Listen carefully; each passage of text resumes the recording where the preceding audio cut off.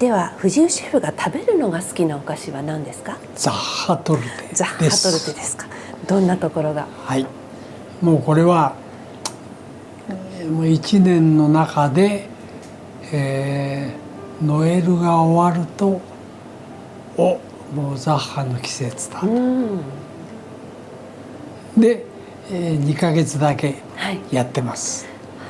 はい、構成としてはどんな風になっているんでしょうか？もうこれはまず中のねベースのビスキュイ、これの焼き方がまず最初のもうポイントで、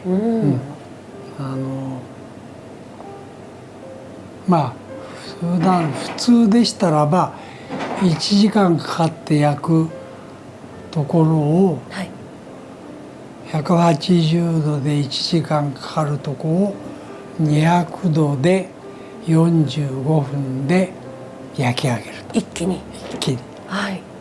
で当然上は真っ黒、で上の部分はカットして捨てちゃう。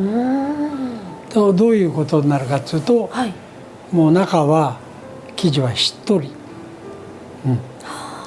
1時間かけるとかなり乾いた状態になりやすい、戻りますけどね、それが45分でやるとしっとり感、それをもう閉じ込めてセットして、セットするのはうちは2段にカットしてアプリコッテして、アプリコットジャムを塗って、それで周りをアプリコット同じジャムで塗って、それで一度冷凍庫で固めてからグラッサージュを作ってかけると、ちょっとシャリッとするようなチョコレートのグラッサージュですね。これはもうやっぱとにかく作り手の出来栄え、最後のグラッサージュは、難しいところ。難しいっていうか、要は毎回その使うグラッサージュっていうのは次のを足したり水分足したりして炊いていくんで、これはもう経験がものを言う仕事で、あとはそれを見極める目と腕がないと、これはもうね無理を言って習ったお菓子なんで、これはもうそれ以上のものを作らなければいけないと、それは毎回思ってやってますね。そして食べるのが毎回楽しみ。そうです。では作るのが好きなお菓子は何ですか？スペインのアルカザール。アルカザール、これはどういったお菓子なんでしょうか？これは三重の時にアントルメのシェフだった人が作ったお菓子で、アレマーニさんですね。そうです、アレマーニ。もうとにかくアーモンドと、中にコンフィ入ってますけどね、もう至ってシンプルな組み立てで、あとはもうねその生地の状態とオーブンの使い方、生地はどういった生地なんですか？生地はもうアーモンドベース、アーモンドがたっぷり入った中に、メレンゲにアーモンドパウダーを合わせる。メレンゲに違うアーモンドパウダーに砂糖と卵全卵でそれベース作っておいて、別に卵白を立てて合わせるんですけど、その立て具合が結構ポイントで、立てすぎてもダメだし、手前すぎてもやっぱり状態は変わってきちゃう。あとは合わせ加減で見ていくんですけどね、でそれをオーブンの中で結構ね190ぐらいのセッティング高いんですよ。パートシクレに流して焼くんですね。はい、結構生地熱いんですけどね、それがあんまり設定の温度が低いとピエが出ないんですよ。縁のところに。そうそう、はい、パッと1センチから2センチぐらい上がって、でそのままそれを維持しながら焼いていくんですよ。これがなかなかできなかったですね。これはね、もうだいぶ前ですけど、なかなか昔の三重の時のあれはできないなあなんてずっとやってて、食べても美味しいんでやってたんですけどね、ある時ねオーブン入れて他のことやっててうっかり忘れてたの。あらま。そしたらビーンと上がってる。これだと思って、その時一緒にやってたスタッフ今でも覚えてます。一緒に横にいた子ね。それでそれからはだからやり方、それを忠実に繰り返してやって、今ではピンと張って。じゃあ忘れることもたまにはいいですね。そうです。中にはパイナップルのコンフィも入っていて、それでね、もともとはアプリコットだったんですけどね、でアプリコットパイナップルで交互にっていう感じでやってますかね。そうなんですか。やっぱりその高温で揚げることでザッハトルテと同じようにしっとりした質感と、あとちょっと軽やかさも両方出るということなんですね。一番難しいのはね、焼けたらあんまり時間を置かずに型から外すんですけど、どうしても真ん中やわいんで、さっと手早く外さないとピッていかない。そこが最後の砦ですね。わかりました。あとはコンフィズリー、やはり藤井シェフといえば。コンフィズリーはもうねたくさんあって、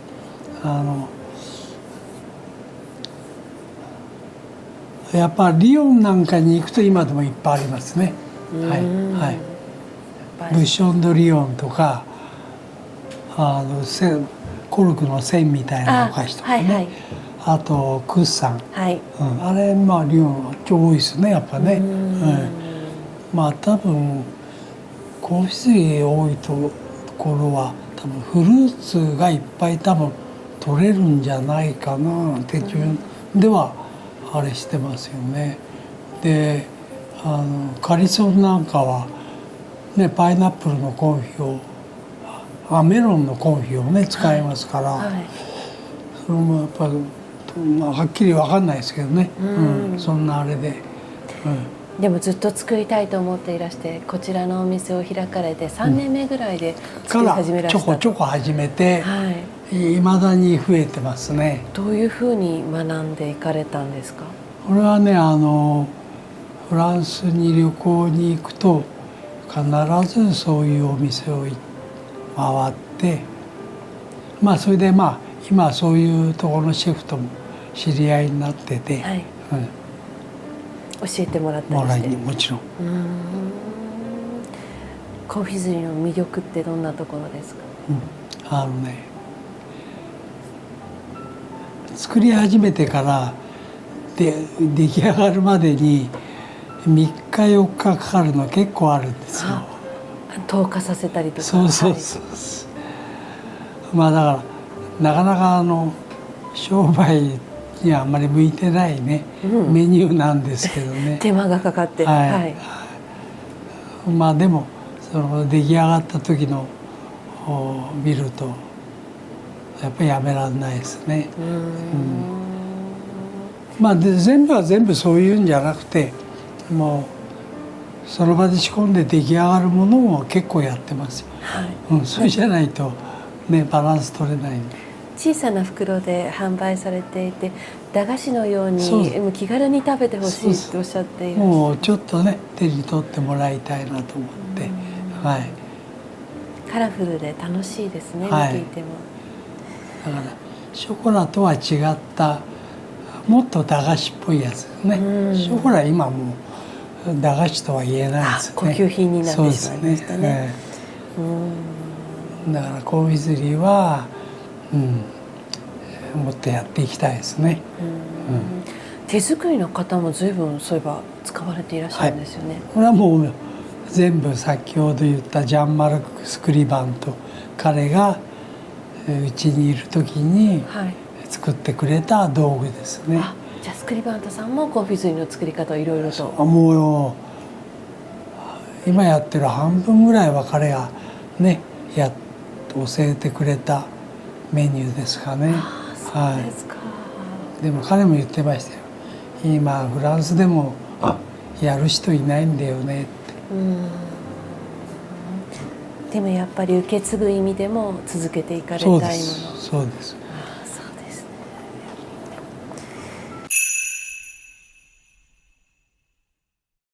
さてでは藤井シェフの素顔に迫ってまいりたいと思います。パティシエになってよかったなと思うことはどんなことですか？パティシエになってよかった。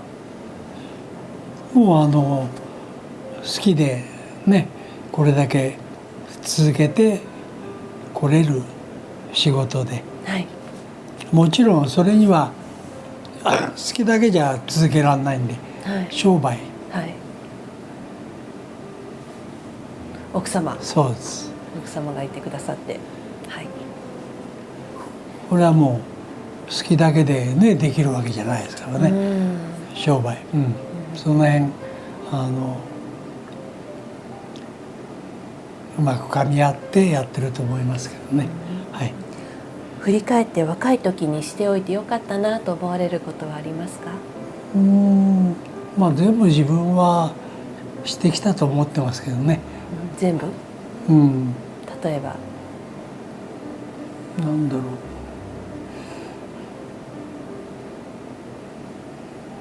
う。もちろんパティシエっていう部分で、あれですけど、それ以外でも結構ね好きなものはいろいろ好きだっていう感じでやってたと思いますけどね。じゃあもう自分が知りたい、自分が作りたいと思うものは全部体験して学んで得て、そういうことはとても大事ですか？興味を広く持ってそうですね。パティシエを辞めたくなったことってありますか？ないですね。ないですか？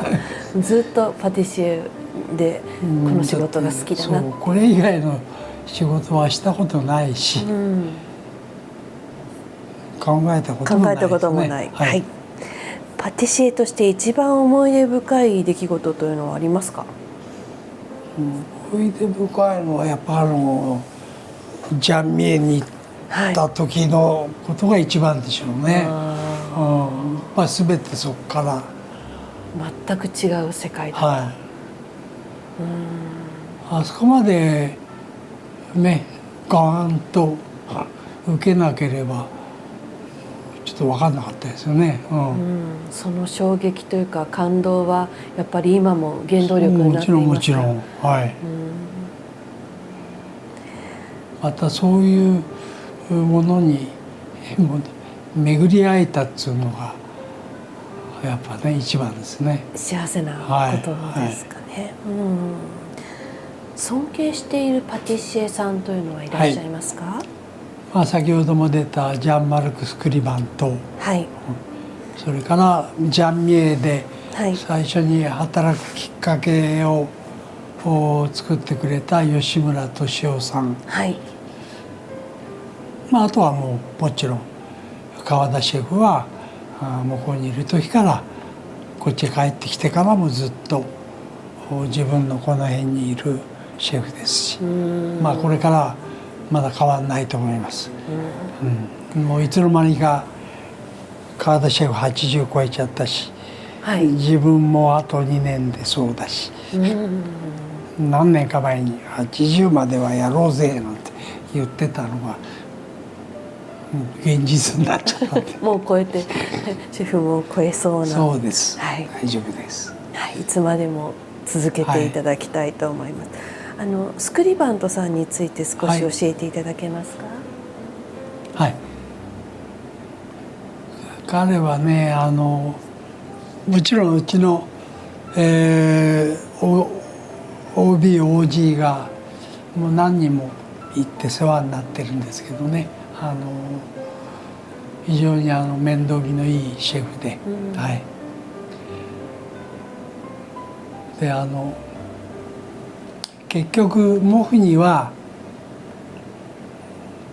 まあ多分もうこれから受けないと思いますけど、3回か4回ぐらいもうファイナリストになってまあああいうのはいろいろあるんでしょうけどね、もうそのぐらいだから熱心に、やってる人ですよね。はい、非常に気持ちの優しいねシェフで、知識も技術ももちろん技術はもう大変なあれで、まあ難点は何ですかね。笑ってるんですそうか、分かりました。吉村さんはどんな方なんですか？もうねこの人はもうね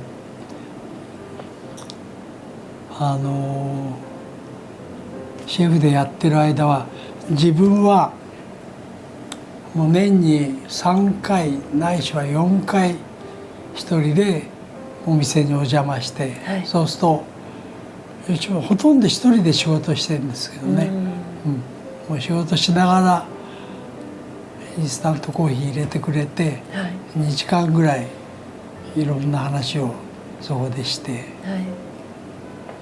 い、やっぱその姿を見るだけでなんか自分がいつも感じて帰ってきて、はい、また頑張ろうっていうそういう気持ちを伝えてくれる人だったですね。職人らしい方。職人、本当に。川田さんで一番惹かれるのはどんなところですか？川さんはね料理がうまい。料理がうまい。いやもちろんそれは私生活の部分ね、はい、プライベートな部分で、これはもう技術もちろん、それから向こうにいる時にねベルギーショコラのあれに勉強に行ったりとか、はい、そういうあれもう道がで見てて、はい、行動力がやっぱり素晴らしいですね。はい。わかりました。結構車で動く時は怖かったけど。ああ、飛ばしますからね。飛ばされますよね。はい。そう。では、すみません。好きなこと、愛読書など教えていただけたらと思います。はい、まあジャズギタリストの中村さんの演奏を聴くのはもう50年以上前から聴いてて、もう92歳、92歳、はい、91だったと思うんだけど、はい、つい1ヶ月ぐらい前聴きに行ったらもう92だよなんて言ってたの。そうかなと思って。まあでも元気で。音楽に惹かれるんですけど、どんなところに惹かれるんですか？僕はもう中村さんのジャズギターは一貫して好きで、一時ボサノボとかやってた時があったんですけどね、はい、ある時聞いたら、あれは食べるためだよって言ってましたね。そうですか。そういう人ですね。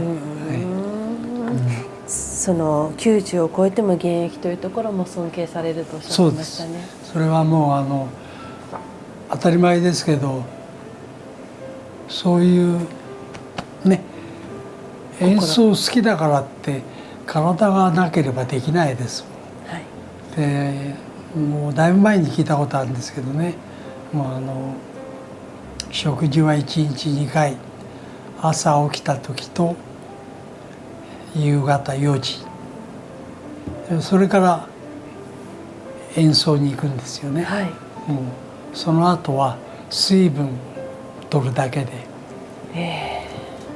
一切っていうそういう生活、完全にコントロールして、それはもう言ってたのは、自分がいつも厨房の前に立てるために、トレーニングっていうかね、体あれしてるのと一緒で、中村さんは毎日演奏するために自分はそれ以外の部分はそのためにやってるって。なるほど、わかりました。あとはお好きな小説作家さんもいらっしゃる。はい、はい、大沢有正さんの、その新宿ザメ、そのシリーズ、これは2年に1度ぐらいね、1巻から9巻までね、大体また読んでます。すごい繰り返し、はい、そういうもう分かってるんですよ、はい、もちろん警察の物語、そうです、刑事の、はい、これがね、とにかく読んでて心地いいんですよね。もう次のあれが分かってんだけど、それでもいいんです。大切にされているご本というのは何になりますか？古典でパティスリーモデルンと、はい、パティスリーラ・パティスリー・ドゥ・ラ・カンパーニュ・エ・ドゥ・ラ・ビル、そうですね、田舎と都会のっていうあれですね、はい、ピエール・カンタンの、それはもういつでも手元にありますね。はい、いつもじゃあご覧になってお菓子のヒントになったり。そうですね、はい、はい、それ以外の本も今たくさんあるんで、はい、それだけを見てた時とは違っていろいろ見てますけどね、はい、でも柱となるのはこの2冊。そうですね、はい、これはもう山田先生と一緒にやってた時の本ですね。じゃあ教科書みたいなものですね。もちろんそうですね、はい、バイブルですね、はい、バイブル、はい、ではお話は変わってご自身の強みと弱みを教えてください。もう強みはもうとにかく物事始めたら続ける、仕事にしてもそうですけど、はい、他のことでもやっぱりそうです、はい、すごいことです、それが一番の自分のあれだと思ってますね、はい、弱みはありますか？弱みだって弱みはないでいいんでしょうか？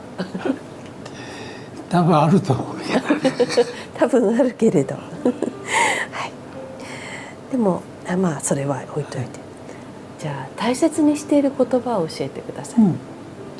とにかく初心忘れずにやると、はい、はい、それは大切なこと。それだけですね、はい、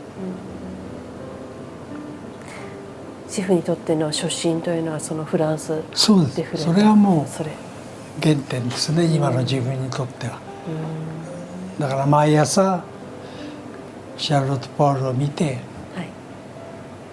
そういう思いで、はい、でオーブンの前に立つと、はい、なるほど。パティシエになっていなかったら何になっていたと思いますか？学校の先生。学校の先生。それはなぜですか？多分昔見た映画での印象があったんだと思います。はい、どなたの映画で？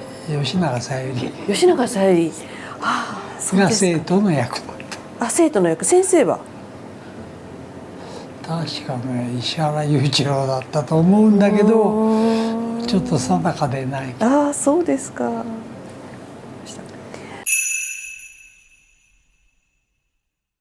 シェフといえば、藤井シェフといえば後進の育成にも非常に力を入れていらっしゃって、それについてはどういったお考えや体制でなさってますか？今はちょっとね変わってきてるんですけど、一時はもう5年間っていう期間預かって5年経つと必ず送り出して、で5年っつうのは一番最初の修行の店はやっぱり5年、基礎からやるんで、でその後が3年2年っていう感じで3人のシェフないしはオーナーの下で勉強した方が将来その人にとってそれだけのものは、もちろん一人の素晴らしいシェフの下で10年やるのもいいんですけど、それやっぱり3人のシェフの下でやった方がそれだけのものを今度は自分がやる時になってできるんじゃないかなと、そういう考えのもとで、うちが1軒目で来た人は5年間、だいたい2軒目で来た人は3年っていう感じで送り出してやってるんですけどね。はい、卒業生今何人ぐらいいらっしゃるんですか？140ぐらい。ああ、そうです。今でも交流がOB、OG会が終わりになって、コロナで2年できなかったんでちょっと今回はね去年ずれたんですけどやらせてもらいましたね。はい、そこまでおつながりが深いのは何かある秘密があるんでしょうか？多分スタッフマダムじゃないですかね。それは大きいと思います。大切に育てて、はい、あとは交流ノートがあると伺いました。はい、今さっき持ってきたんだけど裏置いてきちゃったら、入ったスタッフ1年ぐらい続いてからやり取りのね、なかなか以前とは変わってきてるんですけど、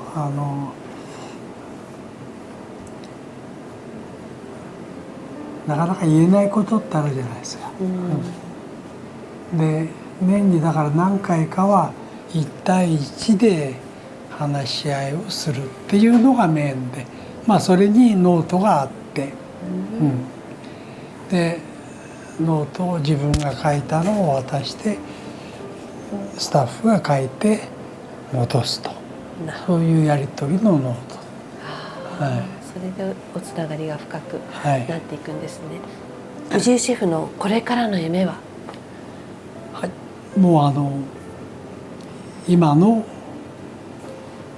生活を続けていくことが、要するに仕事を続けていくことが夢じゃなくて現実ですけども、そのためにどうすればいいか、体を整え、そうです。環境をそれが一番ですね。